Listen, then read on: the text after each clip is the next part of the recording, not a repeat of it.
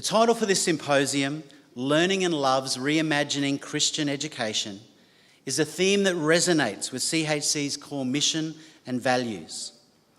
This year, CHC celebrates 30 years of seeking to faithfully respond to the vision for Christ-centred higher education in Australia and to reimagine what this may look like in light of the biblical story.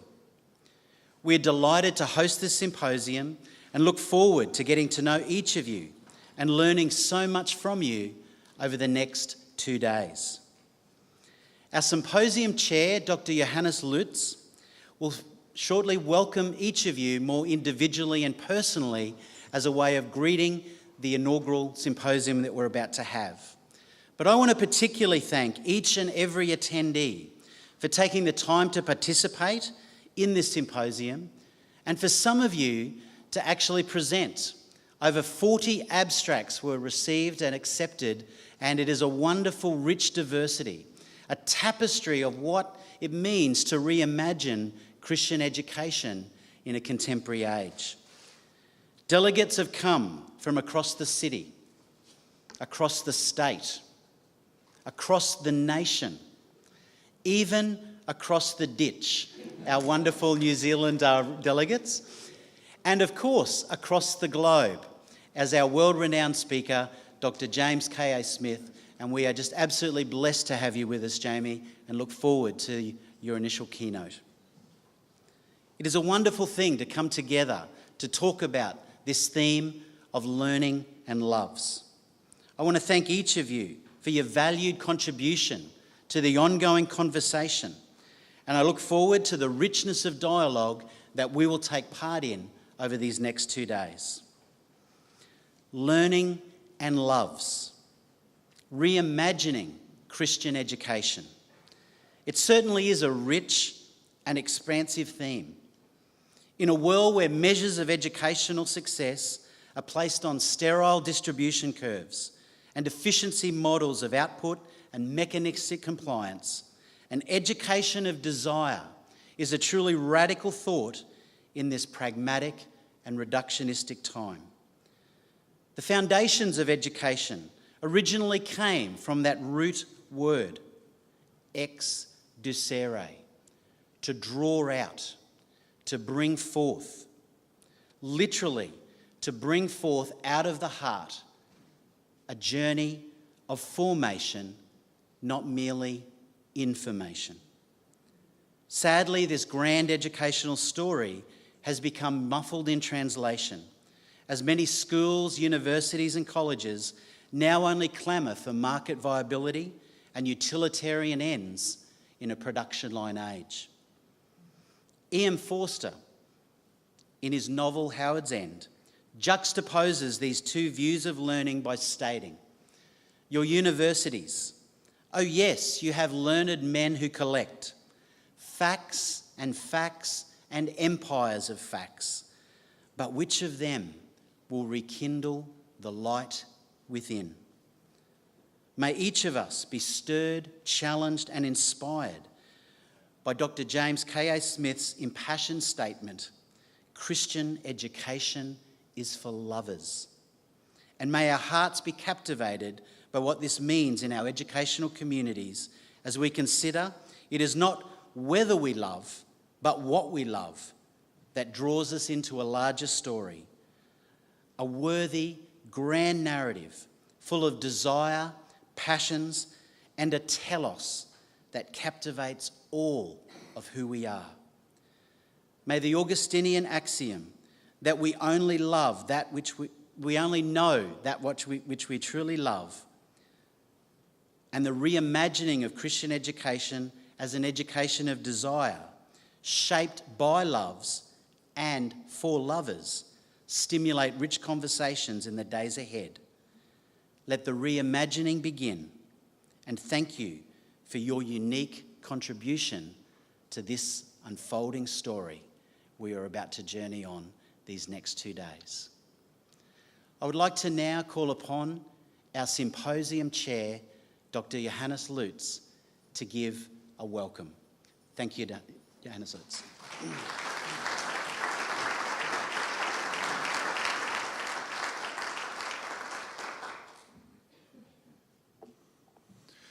Good morning. As the chair of this symposium, I warmly welcome you to Learning and Love's 2016. As some of you may know, the movie Forrest Gump starts with a famous line by actor Tom Hanks. Life is like a box of chocolates. You just never know what you're going to get. This philosophical truism may perhaps also be applied to research symposia. After calls for abstracts go out, you just never know what you're going to get.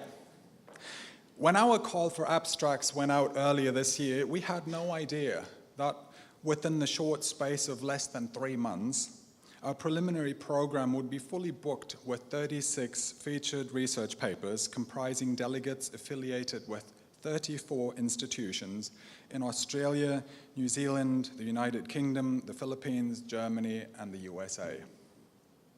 We welcome you warmly and thank you for coming to us with your research contributions. Thank you also for your outstanding research papers. The caliber of contributions has been such that I have already been encouraged by the well-known publishing group, Springer, to submit a book proposal, and to this end, I already look forward to working closely with you in the months ahead. As announced, we are particularly honored and privileged to have among us the well-known philosopher and author, Professor James K.A. Smith, whose opening keynote we are about to hear. A warm welcome to you also, Professor Smith. Delegates who have pre-booked session 6 will be able to hear Dr. Smith again tonight at the Tattersalls Club in the city on the special occasion of the official Millis Institute launch dinner. Then tomorrow, the symposium will conclude with a closing keynote by our very own Dr. Ryan Messmore, Executive Director of the Millis Institute. So, prepare yourselves to be challenged and inspired. I have also been handed a short housekeeping brief. For your convenience, wireless network access is available across our entire campus. This includes all lecture theaters, the library, Rivers Cafe, and also this church auditorium.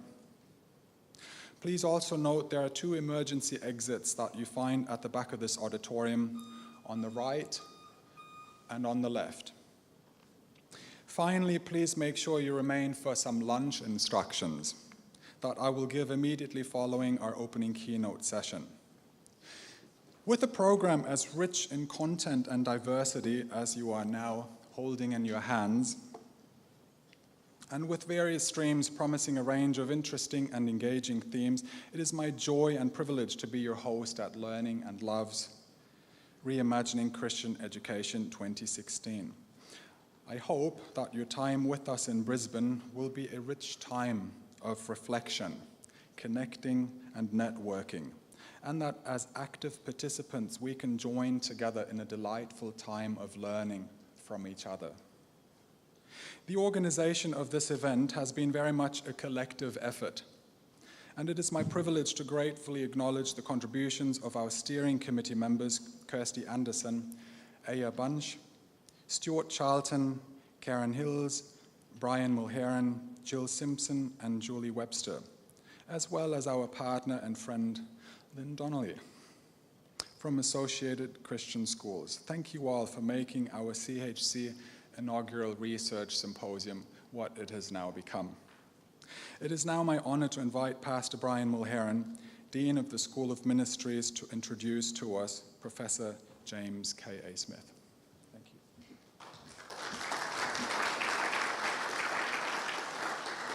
Thank you, Johannes. 30 years ago, CHC was established to offer a Christian presence in Australian higher education. Today, we're joined by numerous other established and emerging Christian higher education providers, many who have faculty members present here today. In seeking to pursue further ways to honour our God and honour his God-given mandates for us to teach and educate this current and future generations as he intends. You and I are here today because our hearts are still restless. In this our pursuit, our love and our worship of God to educate our students as he intends. In the 17th century, René Descartes postulated, "I think, and therefore I am," thereby laying an important pedagogical foundation for Western education. However, some of the former ancient landmarks of education are being rediscovered and reimagined for our generation by today's philosophers and educators. James K. Smith is among the leaders in this rediscovery and reimagining of education for our generation. Jamie was born in Ontario, Canada, and is currently Professor of Philosophy at Calvin College in Grand Rapids, Michigan.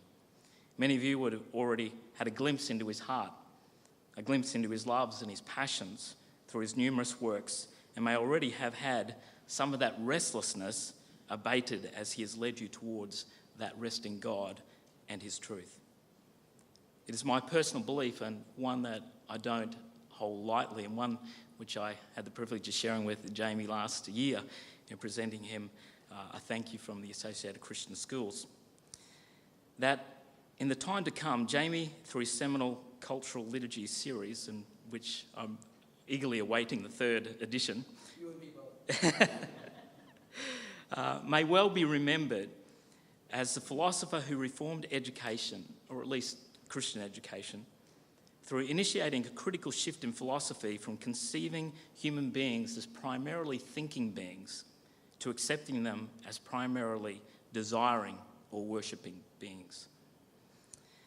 After reading many of his works extensively and spending 3 hours with him last year with the Associated Christian Schools 2015 study tour group led by Mrs. Lynn Donnelly, my heart was both warmed as an academic and a practitioner, because what Jamie shares is not just a philosophy to him, but something he personally practices, or in his own words, habitations of the Spirit, and endeavours to build this into his own life and into the lives of his children on a daily basis.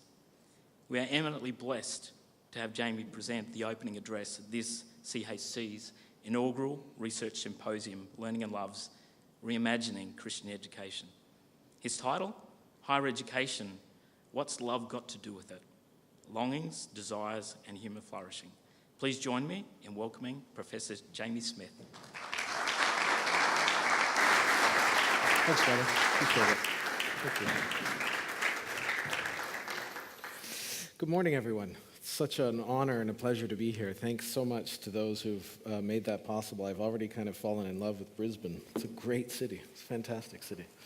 I just need to say this. I'm sorry I'm the worst dressed person on the platform this morning. My suitcase did not arrive with me yesterday, so I'm still waiting on. I was telling Lynn, I literally have not bought an article of clothing for myself in 25 years. So yesterday afternoon was my first shopping excursion in a long time, which I got these really cool socks that have sharks on them, which I thought was... I had to send a snapshot to my wife for approval before I went out the door today.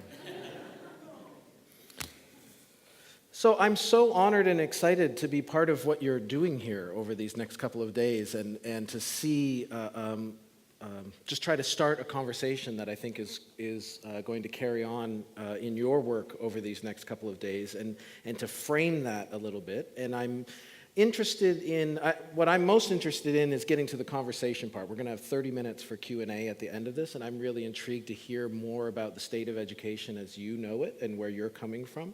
As a Canadian who lives in the States, I feel like I've inhabited two very different higher ed cultures. And I think the Australian culture is a bit more like the Canadian culture than the American culture. And so that's part of the conversation I'm interested in.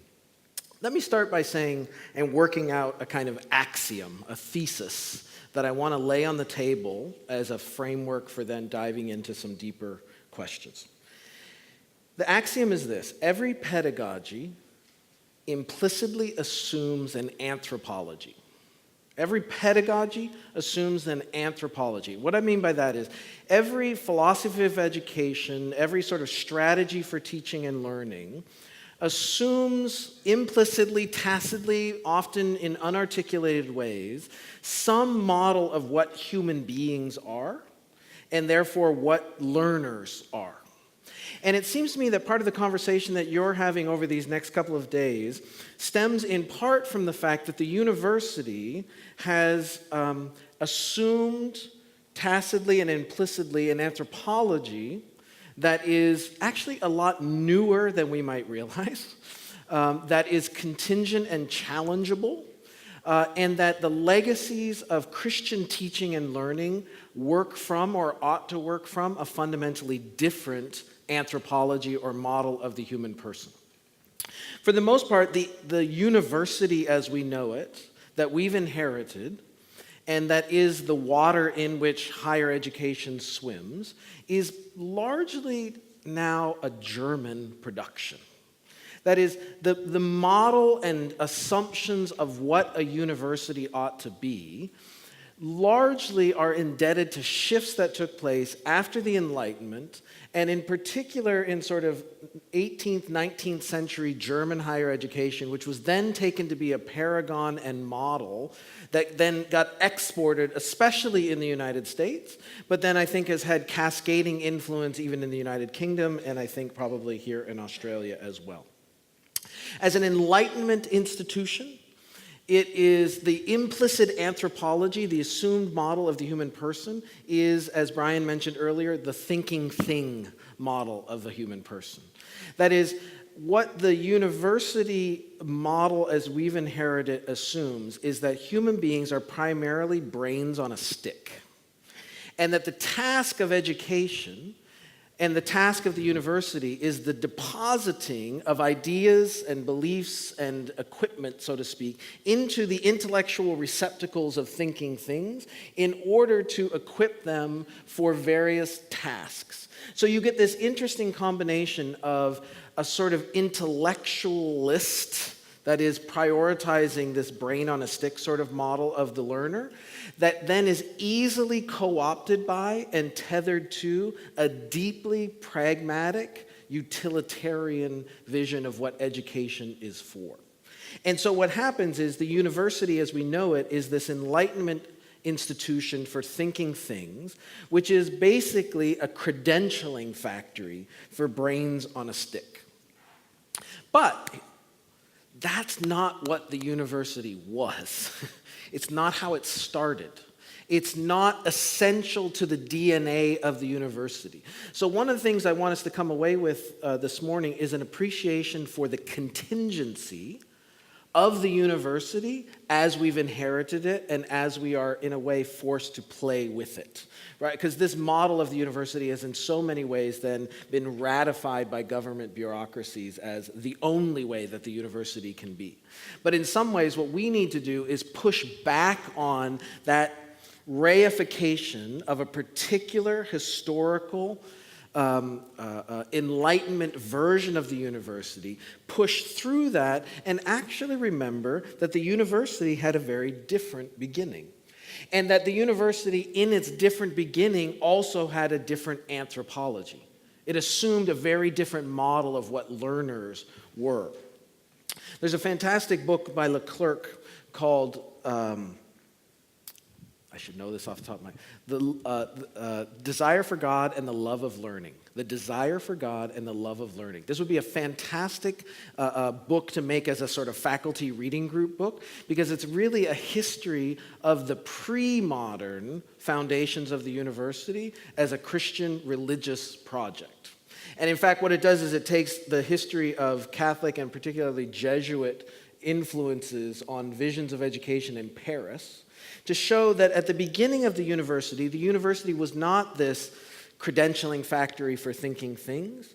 It was an incubator for hearts and minds to learn to love the right things in the right way for the right reasons. It was a holistic endeavor that invited people into a way of life to make them lovers of God who desired to learn so that they could be image bearers of God to and for the world around them. So at least this, if we can be encouraged by this. If we are going to push back on some of the de facto paradigms of the university as we know it, we actually have history on our side because we'll be trying to remind the university what is forgotten. That in some ways there is an older legacy and vision of the university that we would be trying to recover. So let me unpack, excuse me, I want to spend some time unpacking then the alternatives of what I hope is a more thoroughly biblical anthropology that is model of the human person, and how that would shape and influence then what we think education looks like. And then I want to come back to why I think that should change the way that we would think about the university. Let's say that instead of imagining that learners, human beings, are these static intellectual receptacles, containers waiting for the deposit of ideas, let's come up with a more dynamic picture of human beings and of learners, where there is a kind of a central energy about the human person that is always oriented outside of itself, beyond itself, towards something ultimate. So instead of this static container picture of the human person, what I want us to appreciate is that human beings are the kinds of creatures who are always aimed at something. We are always after something. We are always oriented and directed and sort of clawing our way towards some end, some goal, some ultimate vision of the good life. So the model of the human person here has a kind of existential dynamism about it, such that to be human is to be after something, is to be on the move, is to really be oriented towards something ultimate. Now, this is actually a very ancient picture of the human person. We can pick how far back you want to go to the articulation of this, but it is certainly, for example, an Aristotelian model of the human person, because it says that every human being is the sort of being who is oriented towards what Aristotle would call a telos, right? A goal, an end. And what I'm suggesting is that the human creature is created by God as the kind of being who is animated and oriented towards some end, and that end is something that they take to be ultimate. So, Brian stole half my thunder in the introduction. No, I'm just kidding. St. Augustine kind of captures this as well. So that sort of ancient Greek heritage is sort of seized upon by the Christian tradition as a way to work out some biblical intuitions. And one of the things that Augustine emphasizes is the centrality now of the heart as the seat or the kind of fulcrum for this ultimate orientation of human beings. So in the very opening paragraph of Augustine's Confessions, of course, he very famously prays, "You have made us for yourself, and our hearts are restless until they rest in you." So it's a prayer to the Creator. You have made us for yourself, and our hearts are restless until they rest in you. So notice, do you hear in that there is a design claim that is being made? You have made us for something, right? There is a normative design claim made about human beings, that human beings are the kinds of creatures who are made for their Creator, for God, and that human flourishing is found, the fullness of being human is found precisely now when we find our orientation and end in the one who has made us and who is calling us.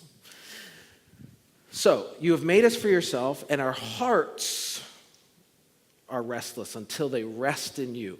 To be human, to realize the sort of fullness of human being, is to actually become creatures whose hearts find rest in the one who has made them and loves them and is calling him to himself. That dynamic of rest and peace is about finding sort of what you were made for. And in many ways, it seems to me that is one way to frame the task of a Christian education, is to actually help people find what they were made for. But notice, Augustine says the sort of seat for this realization is not necessarily just the intellect. He doesn't say our minds are puzzled until they know you. He says our hearts are restless until they rest in you.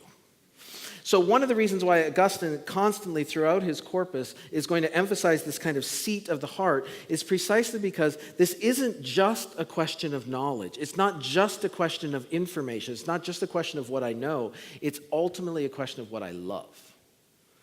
That the fullest, most holistic, most fully orbed education then is going to be one that helps me to learn to love what I'm made to love. So, in this picture now you see that the center of the human person is the heart. The heart is the seat of our loves and our longings. And so one of the things that I want us to consider is, I want to use the word desire as synonymous with the word love. Right? That is, when I want to use the words love, longing, craving, hunger, and desire as synonyms. Or another way, this is slightly provocative way to put this. I want us to get over the distinction between eros and agape. Right? Are you familiar with those Greek words for love? We've all heard a sermon on the end of John where Jesus tells Peter, ask Peter, do you love me? And the word is agape, and we all know that Peter uses a different word in response, or at least in the translation as we get it, and he doesn't use agape. And so agape is like Christian love. It's like really, really good Christian sanctified love. And then there's another word for love called phileo, right, which is like brotherly love, Philadelphia kinds of love. It's like, okay, that sounds good. And then you probably have heard that there's a third word for love, which is eros, from which we get words like erotic, which must mean it's bad, right? The eros, it's like, maybe that's okay if you're married, but I don't know. I don't think we're supposed to talk about eros. What I want to suggest is the problem isn't eros per se. The problem isn't desire per se. It's the direction of our desire. And in fact, what you could say is that agape love is rightly ordered eros. So to be made by God as creatures who crave God, who hunger for God, who desire God, who long for God, is in a sense to say that we are made as erotic creatures whose desire is to find its end in God. Right? And agape, what's realized in Christian agape is in fact the right direction and orientation of our erotic center, which is made for God. Is everybody with me? Does that make sense? So now you can see how this is already feeling like quite a different picture of the model of the human person than the sort of German Enlightenment university, right? Now, there's a couple of added pieces to this that I want us to attend to. Did you hear how Augustine put that? You have made us for yourself, and our hearts are restless until they rest in you. This restlessness, how do we make sense of that? Every human creature is created by God as a lover, as a desiring creature, as an erotic creature, and every human being is actually created with this sort of engine of desire that drives them towards something ultimate. But that's no guarantee that they find their end in the one who has made them. Why? Because the effect of the fall, the effect of sin, the effect of brokenness on human creatures is not that it turns off love. It's not that you stop loving. It's what? You start loving the wrong things in the wrong way. Right? So what happens to the fact that human beings are structurally made with this animating desire for something ultimate. What happens when sin befalls us and when the fall fractures the world is that this sort of fulcrum of the heart gets disoriented and misoriented and miscalibrated, so that now what we do is we take things that aren't really ultimate, things that are penultimate, things that are created, and vault them up as if they were the creator. That is, we take aspects of the creation and we absolutize them and we seize upon them as if they were something ultimate. Now, when you take something that was created and absolutize it and sort of blow it up as if it were the creator, what's a word that we use to describe that dynamic? It's idolatry. right? But notice now what we're talking about. The dynamics of idolatry are not primarily intellectual. The dynamics of idolatry are primarily erotic. That is, we desire the wrong things in the wrong way.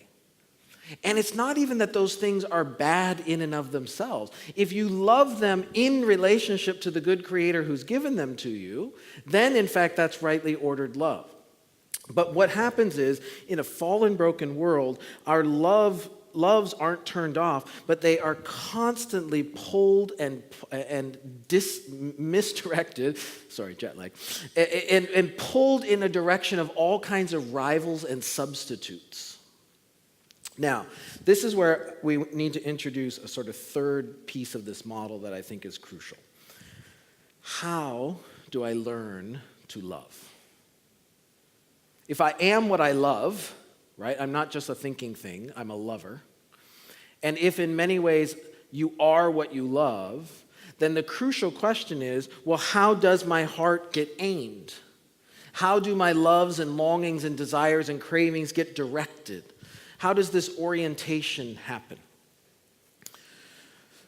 Well, this is where I think, and I'll be honest, I think this is an area in which I speak as a Protestant. We have sometimes not always had the best resources at our disposal to sort of appreciate this dynamic. You learn to love by practice.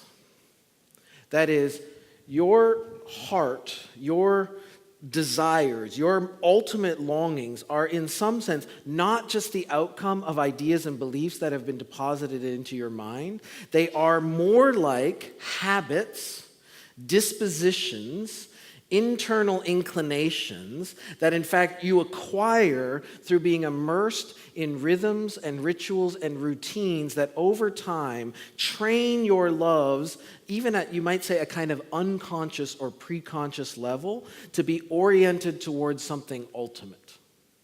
So in that sense, you might say, maybe the kind of colloquial way of putting it is, your loves are more caught than taught.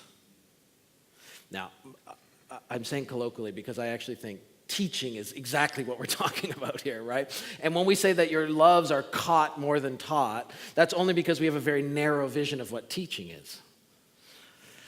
What would it look like to teach in such a way that people catch the right loves? That's what we're talking about for 2 days here, right?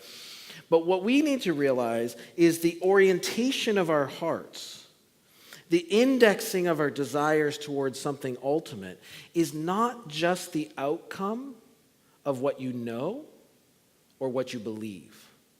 It is in many ways an acquired orientation and disposition that arises from and is caught by the rhythms and rituals and routines and practices that you are immersed in.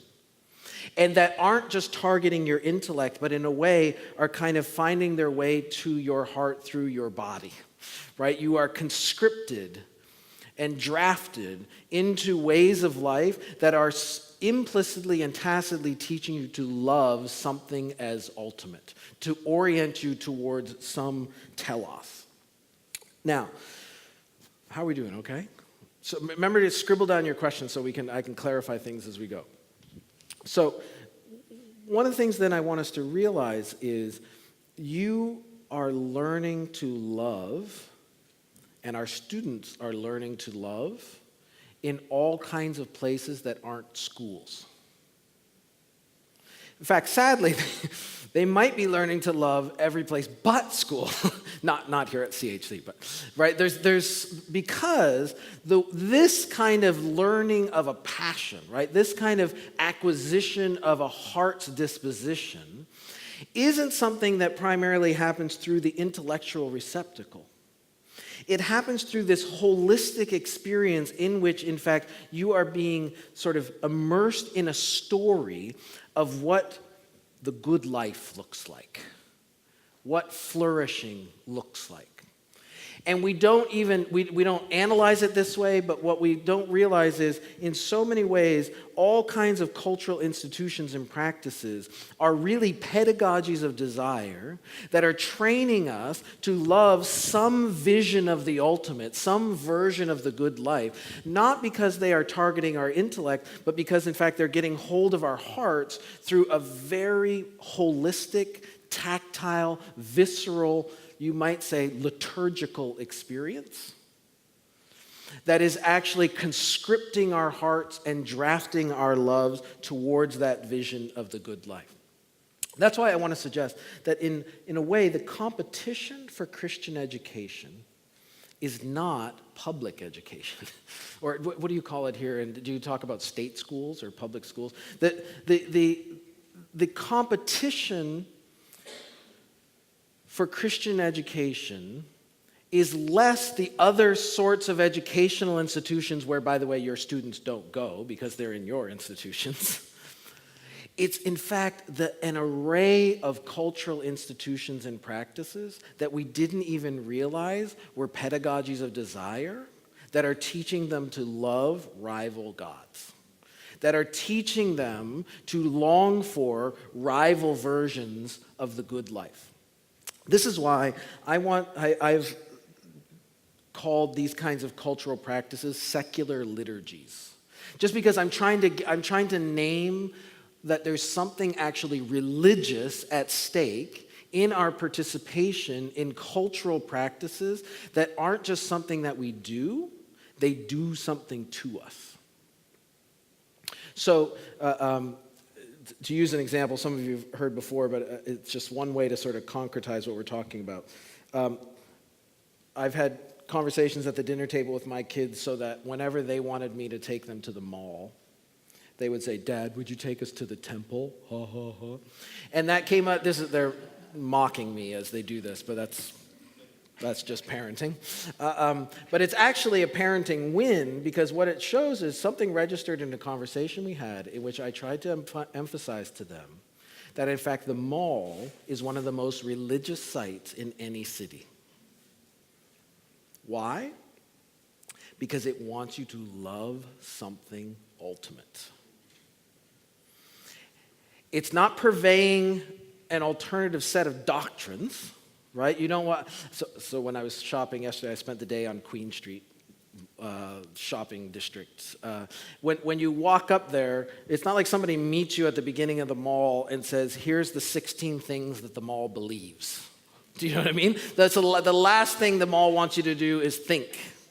It's not engaging your intellect. That doesn't mean that it's not actually inviting you into the rhythms and routines and rituals, and I would say liturgies, that actually picture for you what the good life looks like in such a way that it captures your imagination and captivates your loves and longings, so that before you know it, as you are immersed in those rituals and liturgies over time, you don't even realize the extent to which your loves and longings have just been indexed to a rival kingdom. The kingdom of stuff, the gospel of consumerism that promises that the acquisition of things will make you happy, right? Nobody thinks their way into consumerism. Not a chance, because there's no good argument for it, really. But you are conscripted into that as a vision of the good life through your immersion in the liturgies of the mall. The mall has a fantastic outreach program called marketing. And sadly, what's interesting is, if the university has forgotten that we are lovers and thinks of us as just thinking things, marketing knows you're not. Marketing knows that you're lovers. Marketing knows that you are desiring creatures. And so the way marketing, the mall's outreach works, is not by trying to give you any information at all.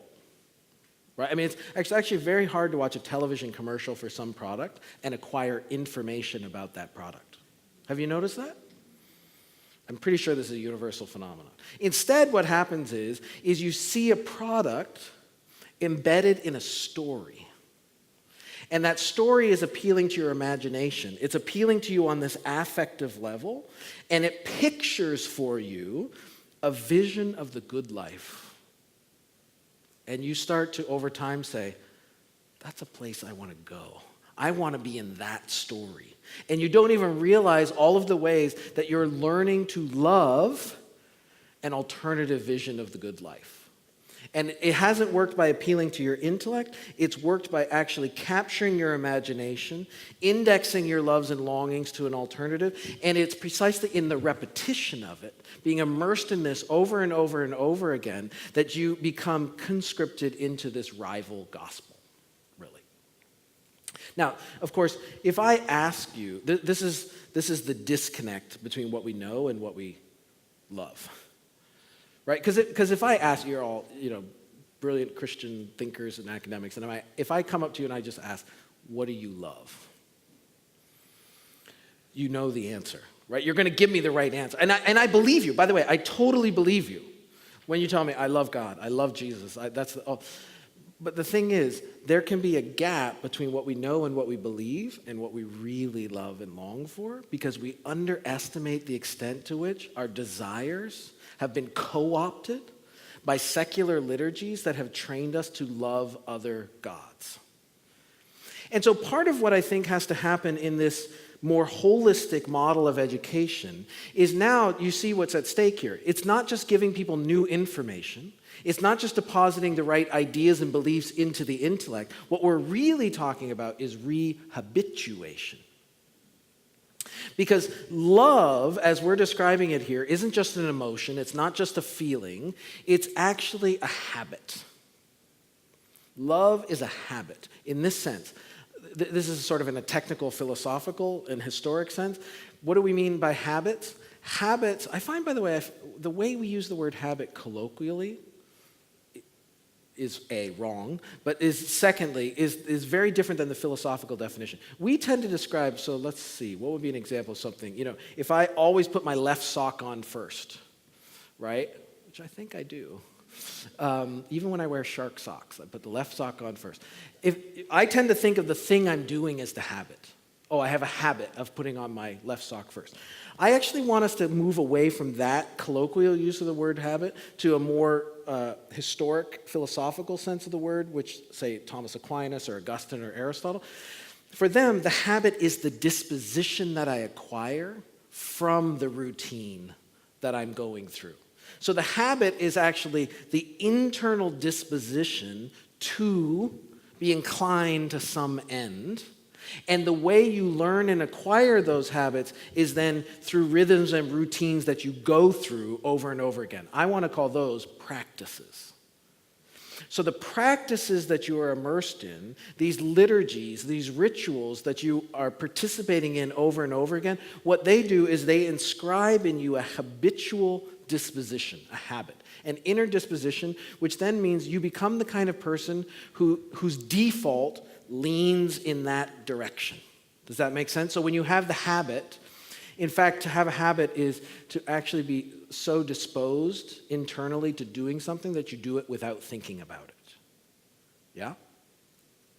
So, love, what is the significance then of saying that love is a habit? What that means is your loves, your sort of most fundamental inclinations and longings and desires aren't just the trickle-down effect of what you know and believe. They actually are caught bottom up from the practices that you are immersed in that now inscribe them in you as a disposition you have towards a certain end. So in that sense, liturgies, secular liturgies, habituate us, teach us to love certain goods. And what Christian education should be about then is a rehabituation of the heart. And what we need to realize is that you can't think your way to new habits. Right? Because if I've acquired disoriented, miscalibrated, misdirected habits of love and longing because they were caught through the practices that I was part of, it's not going to be enough for me to just know that. I actually have to roll back that bad formation, that negative deformation and acquire new dispositions to God and his kingdom, and that's also going to take practice. You can't think your way to new habits. This lecture is not going to give you new habits. My book's not going to give you new habits. That doesn't mean you shouldn't read it. No set of ideas is going to give you new habits. At best, what could happen is an idea becomes a catalyst for you to commit yourself to new rhythms and routines and spirited practices that are the means by which God is going to recalibrate your hearts. So, sorry, I should be paying more attention to the clock. Okay, how are we doing, all right? Let me add just one last piece to this picture, and then I want to step to think about what it means for education. If your loves, your most fundamental longings are habitual disposition that is acquired and shaped and oriented by the practices that you are immersed in, then what we need to realize is that you can be being habituated without realizing it. So in fact, I think, in other words, the reason why I consider it a mild success when my kids mock me and ask me if I'll take them to the temple when they mean going to the mall is that that's just a little sign that actually their eyes have been opened enough to realize that the mall is not a neutral space, that there's something at stake there, that it's not just something to do, it's not just a place to go, that it's doing something to them. And that can be the beginning of the rehabituation, right? What we also need to realize, though, is that you can be acquiring these dispositions without recognizing it. And so some of what, if I was with you longer, it would be great to have a conversation about what that means for educators ourselves. In some ways, we have to take stock of our own formation of educators, as educators, and ask, what are the ways that I'm learning to love that I can't see myself? This is where the communal endeavor of our project is crucial, because I need you to help me see what rituals are deforming my loves. Because I might not be attentive to all the ways that these have been sort of caught me, right, at this unconscious level. Now, so here's the constructive encouragement. The fact that we are creatures of habit, who are made to love, and whose loves are shaped and acquired through the rhythms and rituals that we're immersed in, none of that is a surprise to God. Why? Because he made us. In fact, this is all God completely understands that we are creatures of habit who are made to love and who are shaped by the rhythms and practices that we are immersed in. And so what does God do? God is an incarnating God who meets us where we are and comes to us now not just with a message, not just with a word, not just with the information that we need. In fact, now what you see is part of the gospel itself is in fact the invitation for us to find ourselves anew in a community, in a way of life that is the body of Christ. Right? That you can see that, in fact, part of the invitation of the gospel is an invitation now to be welcomed into a reforming body, a reformative community of practice, animated by the power of the Holy Spirit, who gives us now rhythms and routines and rituals by which the Spirit will rehabituate our loves towards God and his kingdom. Now, I'm going to grant, and I hope this is going to be part of our conversation, I do think, I'm saying this as a Protestant, I think as Protestants, we sometimes have a bit of a hang-up with the word ritual. Does that sound fair? I think it's really important that we get over that. Because if we only and always have a negative take on ritual, here's what's going to happen. The devil gets all the best liturgies. The culture is going to have all the best rituals. The culture, I don't like using that word, cultural practices are more than happy to offer you rituals. And what you can't do is you can't undo the deformative power of cultural practices by merely giving people new ideas. It won't work. It's insufficient.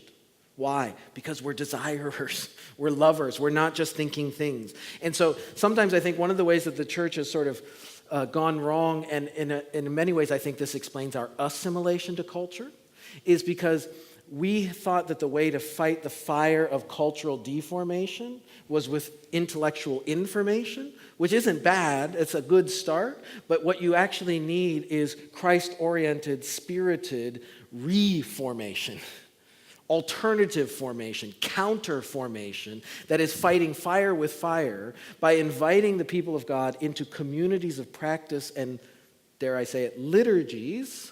We can talk about that are recalibrating our hearts. And a holistic education then can't be just something that is targeting the intellect. It has to be an invitation for the whole person to learn to love again, to learn to love the right things, which means that it has to meet us as whole creatures. So, do you, in higher ed here in Australia, do you tend to talk about worldview? Is that a language that you use? So, I want to give you just 2 cheers for worldview as a way to frame why I think this has implications.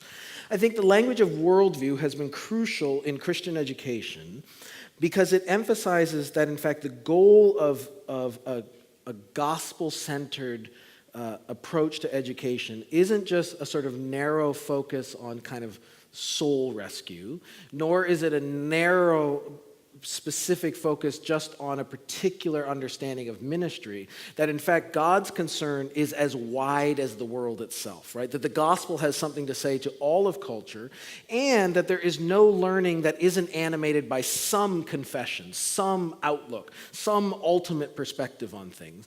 And therefore, a Christian education should be one that, first of all, brings the gospel to bear on the entirety of creation and every sphere of culture and every square inch of God's creation, and also that it should be unapologetic in articulating the fact that we are thinking Christianly about the entirety of creation, because there's no education that isn't confessional in that sense.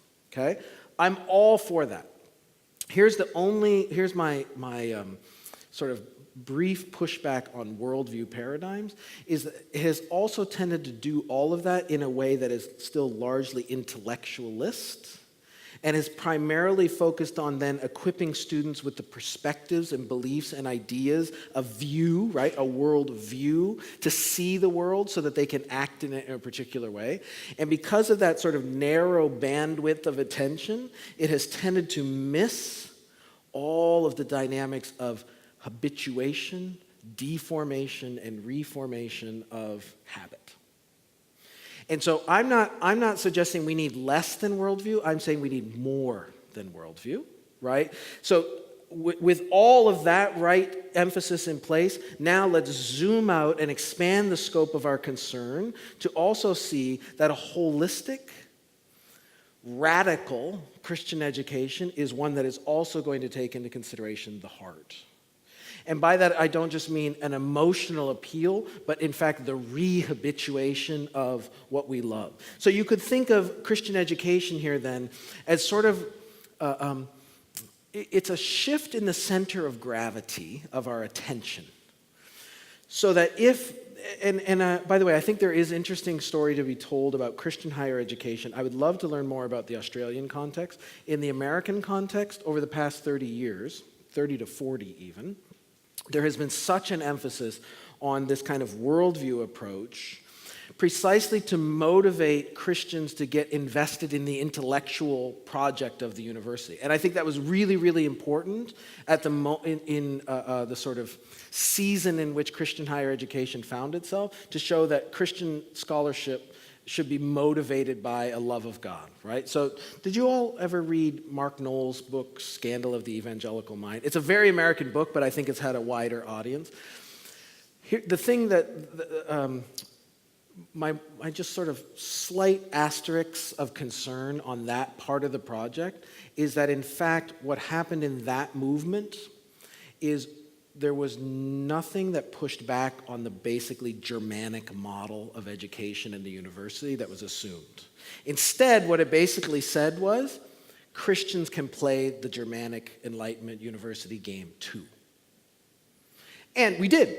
We did. We got Alvin Plantinga and Nicholas Wolterstorff and George Marsden and Mark Knoll and right. There was a generation of Christian scholars who then showed that they could play the R1 Research University game. What I'm suggesting is I'm not entirely certain that's a game I want to play, even if I do value research. Because now what part of the conversation should be, how do you reframe what's at stake in research here? Think of then what I'm talking about is a shift in the center of gravity of our attention that expands from a narrow concern with kind of informational perspectives to zoom out now so that the scope of our concern includes our gut, our loves, our longings, our cardia. And in doing so, what's happening is we are actually remembering something about the university that the university forgot in modernity. In fact, as a way of closing, let me remind you of a fantastic little sort of another axiom from Irenaeus. Irenaeus once said, "The glory of God is a human being fully alive." The glory of God is a human being fully alive. And even a solid stalwart like J.I. Packer once co-authored a book called Christianity, the True Humanism. Christianity, the True Humanism. I think that's exactly right. Christianity is the true humanism. Why? Because the power of the gospel is that we learn how to be human again. The power of the gospel is that it's actually the realization of what humanity was made for, and Jesus shows us what it looks like to be human. And so in this sense, a Christian education should be a way to realize human flourishing. Now, in our secularist utilitarian age, here's the opportunity. It may be that Christian colleges and universities are the last outpost to remind us how to be human. Thanks very much.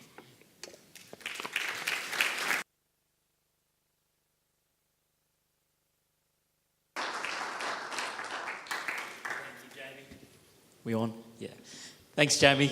He's obviously in person unfolding what he has put in Desiring the Kingdom.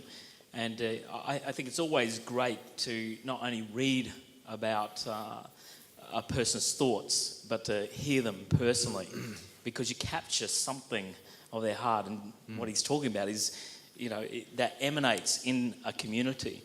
And I'm sure as Jamie's been presenting this morning, that many thoughts and questions and discussion points have been jotted down, and we have about 25 minutes, something like that, 25 minutes to enter into that conversation with Jamie and have some further explanation on some of the points that he might have raised. So what we might do is, if you've got a question, we want to record the question, so we'll pass the microphone around and Jamie can answer and make some questions. So we have a question over in the far corner firstly. And feel free to push back as well. I mean, critical comments are fine too. So we'll have 2 mics going so that we can go straight on to the next person. Thank you, Jamie. Andrew is my name. Is it okay if I ask a question which probably relates more to mainstream education than higher education? Yeah, no, I'd be interested to hear, yeah. By mainstream, do you mean like primary and secondary Primary and education? secondary. Oh, yeah, okay, good. Yeah, sure. With all you've said about the importance of ritual, which I've found to be very true in my own life, what would you say about the practice of what I'll call worship, liturgy, Eucharist, devotional practices in Christian schools where a high proportion of students are not Christian? And I'm being very neat there about what is a Christian and what isn't. Yeah. I'm not personally You're not sure separating the about wheat that. from the tares yourself. But many who would actually say, look, this is not where we're at all. And if there is some value in it, in terms of what would be genuine Christian education and the way you're speaking about it, what form of worship, liturgical practice, Christian liturgical practice, most fits the kind of understanding you have of Christian education? In short, is it less words and more experience? Great question. So, two things. One is, so I actually think there can be a dynamic of belonging before believing. Therefore, I think that there can be good, healthy ways to actually invite people to participate in the practices of the Christian faith as actually a conduit for coming to faith. So in other words, I think the practices of worship themselves have a missional power about them. Now, there's a million qualifiers to this, because I think it's very important that you frame then for people what's at stake and what we're doing here. Otherwise, it can just devolve into superstition, and people are just going through the motions and, in fact, are almost insulating themselves from it. That said, I do think that if these practices are themselves sort of animated by the Spirit, there can, in a way, be certain virtue to going through the motions, because you might not even realize the way that the Spirit is getting hold of you at an unconscious level. Does that seem fair? So it'd be a longer conversation to then how to avoid the superstitious kind of take on that.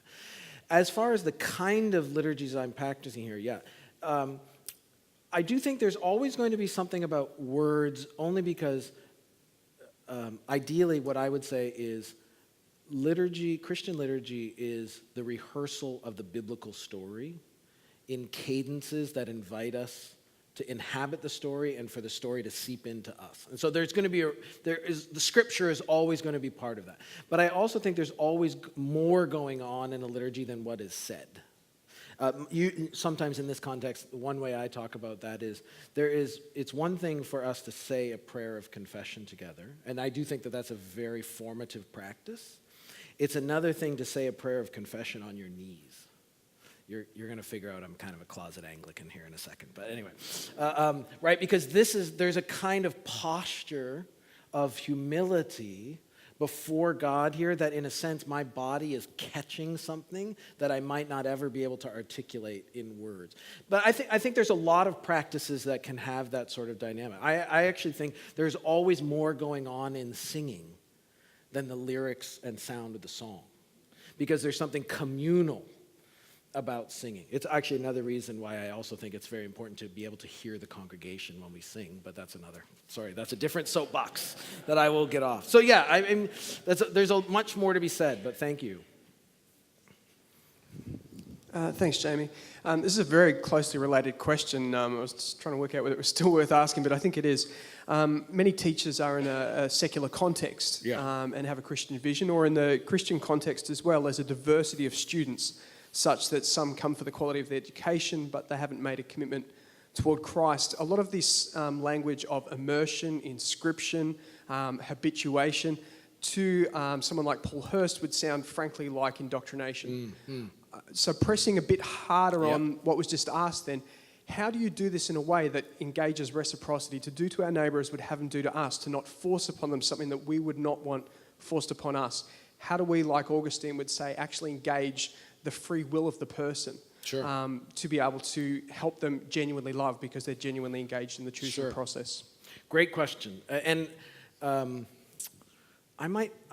probably have less thoughtful things to say about the mainstream context, only because I'm less familiar with the dynamics. I would say this, though.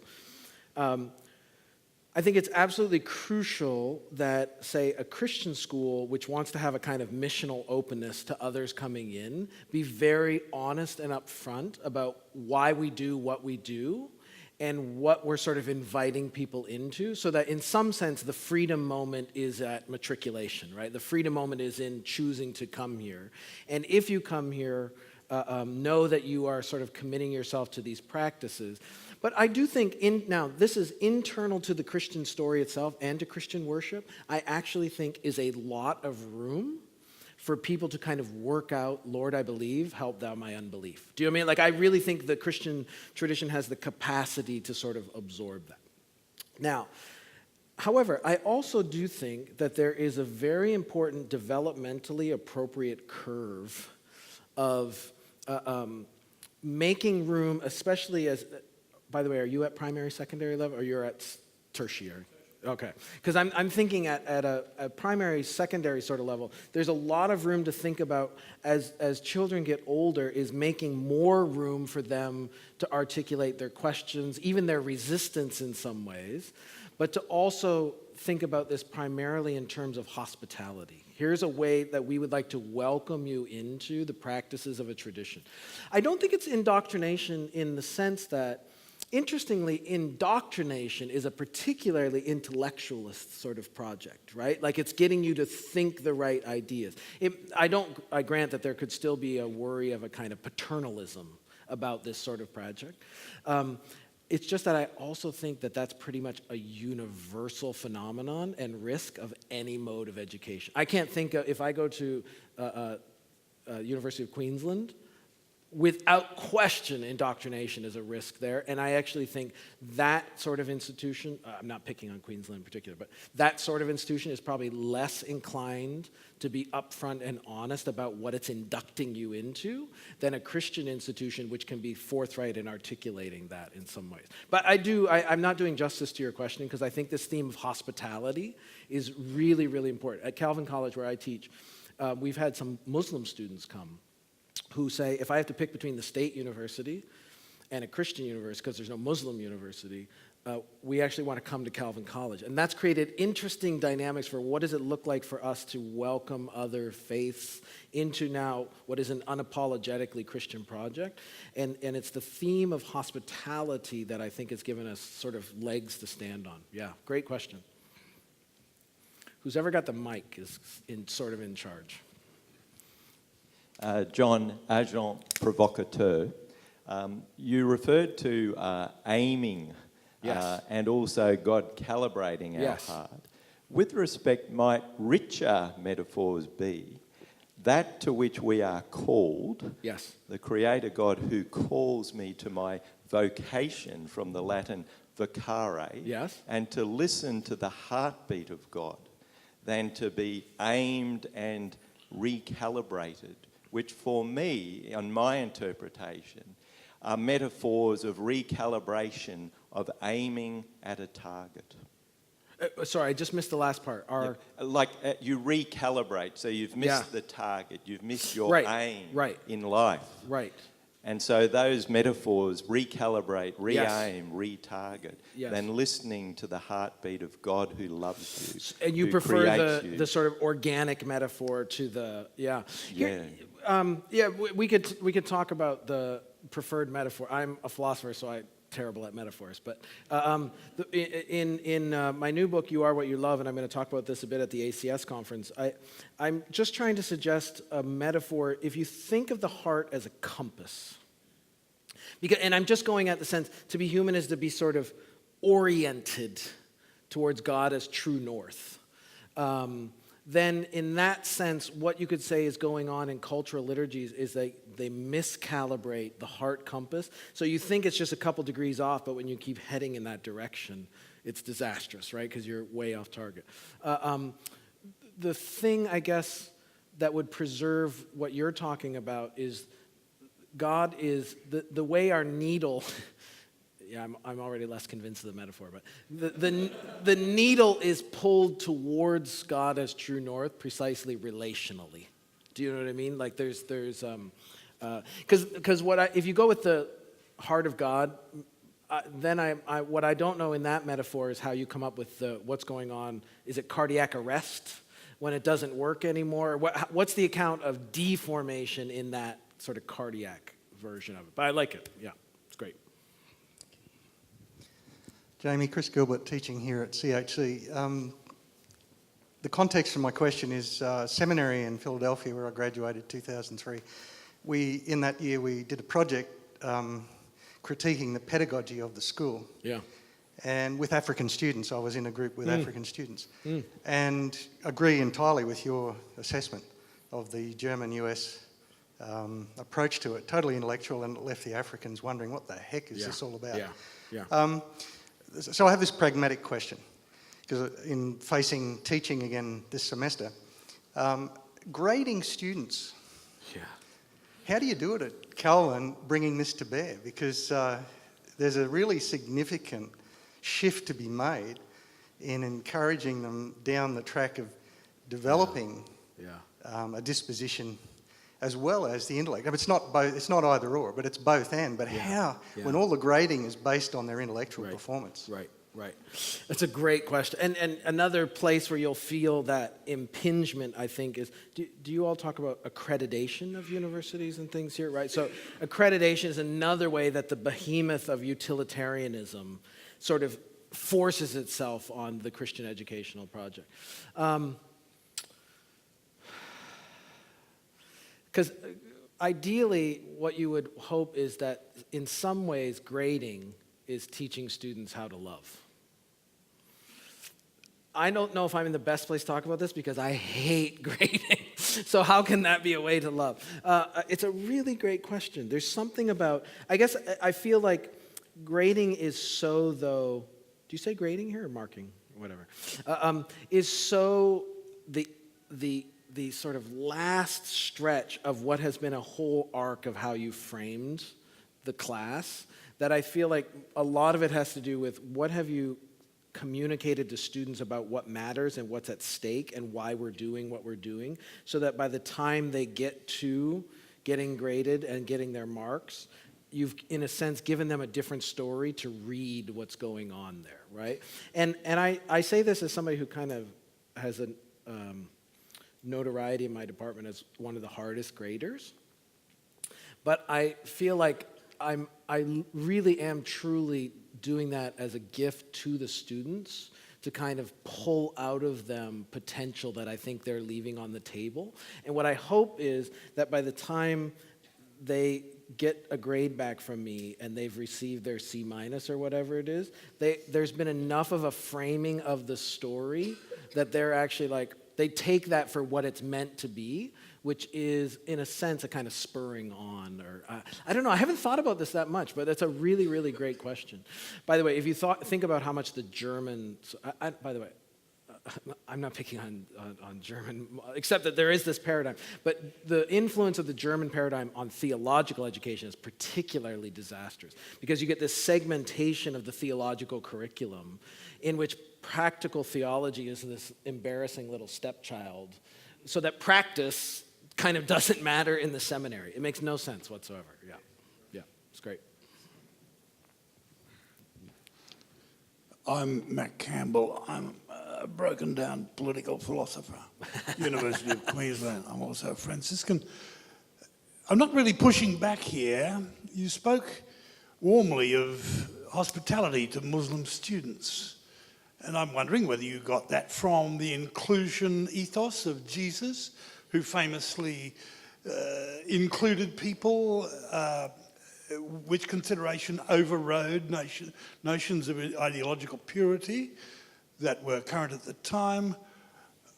I'm wondering whether a restitution project to a pre-Enlightenment pedagogy has with it the dangers of exclusivism, the dangers of being frightened of other people's truth. We have post-Enlightenment philosophers, John Stuart Mill, more recently Martha Nussbaum, John Gray, Charles Taylor, who are very excited about projects that have to do with the spirit of hospitality. Could you speak to that? It's a great question. I think, and I would say, by the way, one of the things that we're seeing in the university in the United States in the last several years is actually less and less hospitality to diversity, particularly religious diversity, right? So in fact, the Enlightenment University turns out to be a fairly intolerant institution because it thinks it knows a particular kind of truth in a way that can't tolerate difference. By the way, there is also a really interesting element to the history of the pre-modern history of the university in which Islam plays an absolutely crucial role in giving this holistic university kind of picture. So that's something to be thought about. What I've seen in our experience is in those communities that have to pick between the kind of flattened, utilitarian, secularist educational model, and then those, in that, if that's the option, then in fact what it turns out that Muslims and Christians have a lot more in common against that model than they do. I mean, there's still fundamental and one would say eternal differences between the two, but in terms of an approach to what it is to the fullness of being human and therefore what the educational project is, we're finding new alliances and partnerships and possible friendships is in opposition to this other model. So yeah, I think that the hospitality theme is in some ways what we're starting to see is that there are kind of there's more than one liberalism, maybe since you're a political philosopher. There's more than one liberalism. And I would say over the last 30 years, there's been such a kind of narrow version of liberalism that some are calling to remember and a more capacious version of that. This is another reason why I think Christian universities can actually help the university remember what it's supposed to be in some sense. Yeah. I think we have time just for one more question. Hi, Bev Norsworthy from across the ditch. I've never heard that phrase before, but yeah, that's great. If we think about higher education as inviting people into a community of practice, Yes. and the importance of that practice, Yes. would you make a comment on the implications of that for pedagogical approaches, timetabling, even learning space design? Yeah, no. So you're right, because really what we're talking about now is an educational institution that is going to pull off the kind of formative project that we're describing, not just informative. It's really about not just the curriculum or the content of that institution, it's its ethos, right? And the ethos of it's like the vibe, the hum of that institution. And the ethos of an institution now is shaped by a million factors that you might not realize impinge on the educational project. Like, for example, architecture. All of a sudden, the material environments in which we learn are going to foster certain ways of seeing learners, envisioning human beings. It's also going to either foster or detract from certain kinds of collaboration, community. By the way, I think I haven't done justice to this, but I think integral to this is a deeply communal endeavor. So thinking about how the material conditions of a space foster community would be one thing. But it can also be you can have sorry. All right, I'm just getting into this time zone. There's something about the kind of micro rituals that have macro significance, right? In other words, think of a university as in some ways the compilation of 1,000 different little routines that collectively constitute an ethos. And so I think it's students, I don't know what your experience is here, but it has to be a concert between residence halls, dormitories, chapel, classrooms, sports fields, right? Ideally, all of these different spaces of the university have to be animated by the same story so that students don't feel like when they move from one space to the other within this institution, they're inhabiting a different world. They should reinforce them without just repeating what's going on in the others. I will say, in some ways, the model I'm talking about kind of reprioritizes the fact that there is no extracurricular. There's just the co-curricular. Right? All of these other aspects. But I also don't want it to undermine the centrality of curriculum. Do you know what I mean? Nothing in here is meant to undercut curriculum. It's just embedding it within a whole sort of ethos that shapes that. Now,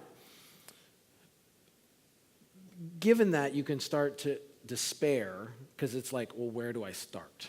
Right? How does this, if it has to be institution-wide, where does reform begin?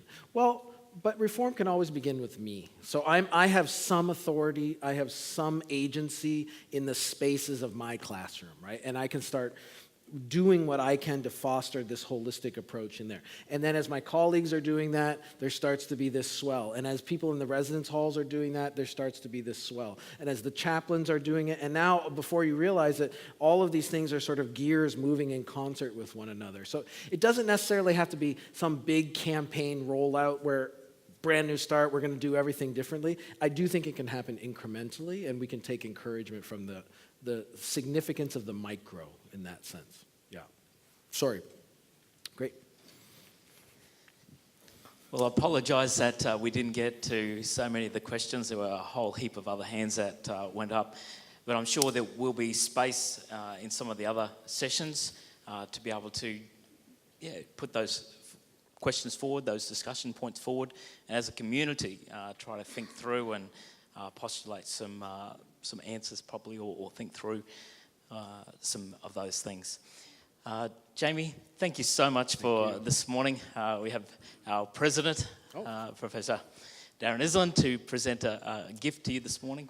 Jamie, we just want to thank you for taking the time to reflect, to meditate, to present to us a fresh reimagining, perhaps coming back to the root of what higher education should be like. And we thank you that it hasn't just been an intellectual conversation, it's been something that's captivated our hearts. Great. So Jamie, as a token of our appreciation, we want to thank you for the time. Thanks Let's so put our much. hands together for Appreciate Jamie. it. Thank you. Thanks so much.